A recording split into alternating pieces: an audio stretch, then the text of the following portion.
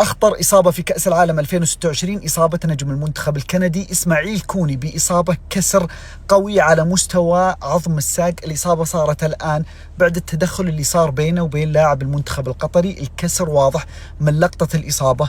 الإسعاف دخل بشكل مباشر، تم تثبيت القدم، تم تثبيت الكسر، وبعدها طلعوا اللاعب بشكل مباشر للمستشفى للأشعة.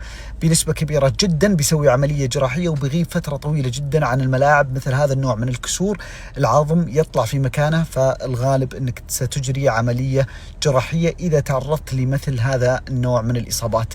تمنياتنا له بالسلامة، وان شاء الله ما نشوف اصابات اسوأ في كأس العالم. لا حول ولا قوة الا بالله. حصل امتى الكلام ده؟ النتيجة دي لا تدل غير على شيء واحد، الا وهو ان لعيبة قطر كانت مقدمة على هجرة لكندا. العمر كله يا ابويا، بس احنا عايزين التقييم. ايه 33 دي؟ 6 يعني انا متهيألي كده ان خلاص، يعني بعد الجزائر لبست 3 وتونس 5 ودول 6 ومش عارف مين اللي لبس 4، اظن تقريبا ان العرب كلهم حاطين املهم على المغرب ومصر. ده اللي انا كنت بتكلم فيه، شعلة البدايات عند المنتخبات العربية. نفس اللي حصل مع مصر في 2018. بدأنا ماتش تاريخي امام الاوروجواي، بعدها عينك ما تشوف الا النور. انا توقعت بعد التعادل اللي فات ده يا قطر ان انتوا هتشدوا حيلكم. يعني كندا اظن ان هم اقل امكانيات من سويسرا. 6 وهدف عكسي وطردين. ليه؟ ايه كل ده؟ يا توانسة والجزيرية، تصفيقة حارة يتشرف معانا أختنا قطر ب6 بلاش تتصدر المجموعة الخساير. اللهم صل على تبارك الله اخواتنا العرب، معناتها نورونا وشرفونا. تفضلوا فز تونس وخر التالي برا قطر، خوض الكرسي القدامي وقلنا كيفاش كليتهم ال6، قلنا كيفاش جاتك الجرأة وتبلع 6 يا معلم. يا اخ بطل اسيا مرتين على التوالي. انتوا يا جماعه ممثلين باسيا، بطل اسيا مرتين على التوالي. فزتوا على الاردن 3 نهائي، واليابان بطل اسيا مرتين على التوالي بتخسر 6 بكاس العالم.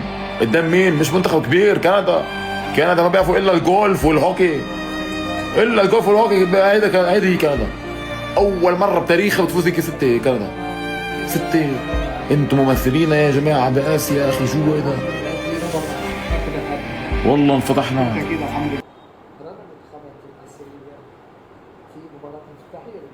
اي حد عنده اهداف عايز يسجلها يعني ممكن يخش يسجلها في مرمى ابو ندى او ابو ليلى او الشامخ او لوكا زيدان، يعني براحتك يعني، او جلال حسن هاشم. يعني القايمه كبيره يعني.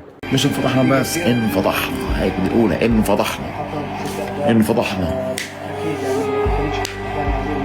يا جماعه. جيبوا لنا منتخب عربي يفوز يا اخي. بطفيت هتتحمل كل المنتخبات العربيه، كله تعثر وتعادل وهلا 6. شو يا جماعه؟ هلا تصبحوا خير. لا والله سلامات، والله سلامتك يا نور الدين. صارت 6. لا حول ولا قوة إلا بالله، لا إله إلا الله يا جماعة. 6-0 يا الله يا قطر، نتيجة ثقيلة جدا يا جماعة. 6-0 تدري إيش يعني حتى لو تأهلت كمركز ثالث الوضع صعب جدا، لأن أول شيء راح يشوفون الأهداف، فارق الأهداف ناقص 6 من المباراة هذه بس. والله مباراة كارثية جدا من قطر، مباراة كارثية عكس المباراة الأولى تماما. يا الله. عاصم مدابو نجم المنتخب القطري لقطته بعد ما سبب إصابة لإسماعيل كوني وتسببت في كسر، لقطة تحزن. اللاعب واضح أنه ما كان يتعمد الإصابة القوية والتدخل ما كان قوي صراحة. وجه اللاعب بعد ما تعرض إسماعيل لإصابة قوية يحزن بشكل كبير جدا. ردة فعله منصدم إلى درجة طبعا إسماعيل كوني ودوه المستشفى وبيسوي له عملية جراحية عشان الكسر. دخل غرفة الملابس قبل ما يطلع إسماعيل كوني للمستشفى واعتذر له بشكل مباشر، واعتذر له أنه ما كان يقصد، واعتذر له قدام زملائه في المنتخب الكندي. يعني أنا صراحة أولا إصابة قوية وحزنت عليها، ولكن لقطة اللاعب نفسه ترى يمر بحالة نفسية صعبة جدا. كل الجماهير ضده، كل الناس ضده، ولكن ما قصروا زملائه في المنتخب القطري، وقفوا معه في مثل هذه اللحظات الصعبة اللي ممكن تصير لأي لاعب في كرة القدم. يا قطر انتم مين ظلمتوا عشان يصير فيكم زي هيك؟ الحكم يظلمكم اليوم. مين اخذتوا عليهم 3 ضربات جزاء بكاس اسيا؟ احكوا لي مين 6-0 وطردين. يا بي زعلان عليكم يا قطر. من اردن هارد لك يا حبايب قلبي، هارد لك، هارد لك الستة، هارد لك. اللي بيشوفه مصيبة غيره بتهون عليه مصيبته. والله ستة من كندا، 6. على قليلة احنا 5 قدام بلجيكا، 5 قدام بلجيكا، حتى كي تقولها باللونجلي 5.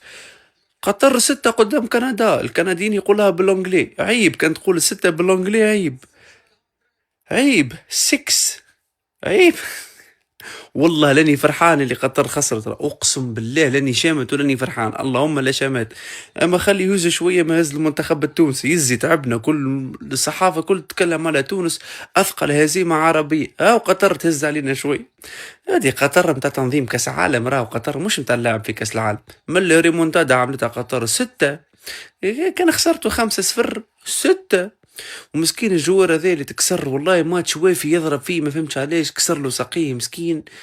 المهم 6-0 واللهم لا شماتة، والله لاني متشمت 6.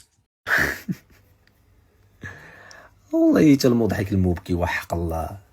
وقطر واش تحب لكم لاعبين شي بطوله ديال غرب اسيا ولا كاس الخليج ولا شنو داكشي؟ راه كاس العالم هذا، اش هاد اللعب، اش هاد الخطه، اش هاد التخربيق. تا قلنا الماتش الاول مع سويسرا زعما راه تقدروا تصدمونا في الجروب هادي بشي انجاز ولا شي حاجه، انت كتجيو كديروا هاد الفضيحه صاحبي. 6-0 ما هي 2-0 ما هي 3-0. غتقول لي الحمراء وداك الشيء، والله حتى بلا حمراء كانوا غياخذوا سكور قليله، كانوا غياخذوا 4 بداك اللعب، وما داروا حتى محاوله، 0 محاوله الماتش كامل.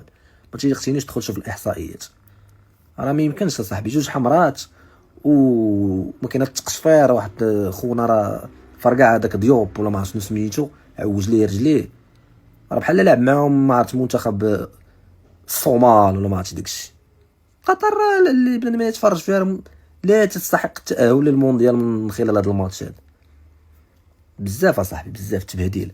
في المقابل كندا فرقه واعره، فرقه بالشخصيه ديال البلد المنظم، فرقه اللي كتضغط عليك من الاول كتبريسيك. ما فهمتش انا كيفاش تتعادلوا مع البوسنه بهذا النيفو هذا، راه يقدروا يجيو من الاولين يضربوا 9 النقاط ديالهم في الجروب. جوناثان ديفيد هاتريك كيوصل لميسي في عدد الاهداف، وكندا كتحقق اول انتصار ليها في تاريخ المونديال على حساب فريق عربي، ديما على حساب فريق عربي.